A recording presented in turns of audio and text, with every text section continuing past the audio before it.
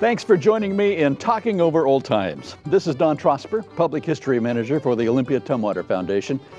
There are some very special markers on the grounds of the historic Schmidt House here in Tumwater. On the hillside, overlooking the original site of the Olympia Brewing Company, are not only the monuments, but the actual interment site for the ashes of the founders, Leopold and Johanna Schmidt, along with the second generation, Peter G. and Clara Schmidt. It was their wish to be buried where so much of their lives were invested in their businesses, their families, and their community. Their influence made a huge impact not only here in the South Puget Sound, but also in the western U.S., even across the Pacific.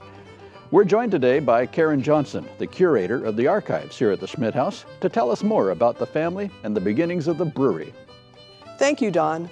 Here's a familiar view from the Tumwater Historic Park near the Deschutes River, just below the Crosby and Henderson houses in our historic district. This beautiful, ornate brick brew house, part of the Olympia Brewing Company, is not the original brewery, but it was an expansion built 10 years after newcomer Leopold Schmidt moved to town. But first, let's go back to the 1890s. Tumwater was already 50 years old, and several businesses were well established along the Deschutes River. Hydropower from the river was used to run grist mills, sawmills, and factories. The area at the foot of the falls was occupied by the old Biles and Carter Tannery and the Tumwater Ice Company, as you can see here.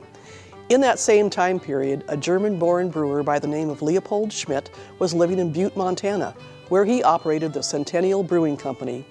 Leopold got involved in politics and was soon part of a fact-finding mission which visited several state capitals on behalf of the Montana legislature.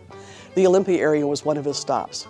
Leopold fell in love with the saltwater of Puget Sound and knew that he wanted to bring his family here. And when he discovered the pure artesian springs in Tumwater, he really knew he could build a modern brewing company to make use of the water that he felt would be perfect for beer. So he returned to Montana, sold his holdings there, and moved lock, stock, and beer barrel to Tumwater. His younger brother Louis and his family came too. Together the brothers built a new brewery which they named the Capital Brewing Company. The first product rolled out of the brewery in October 1896. It quickly became known as the best quality beer in the entire West, with markets as far away as Hawaii, San Francisco, the Yukon, and even Shanghai, China. The brewery would also become our area's largest employer.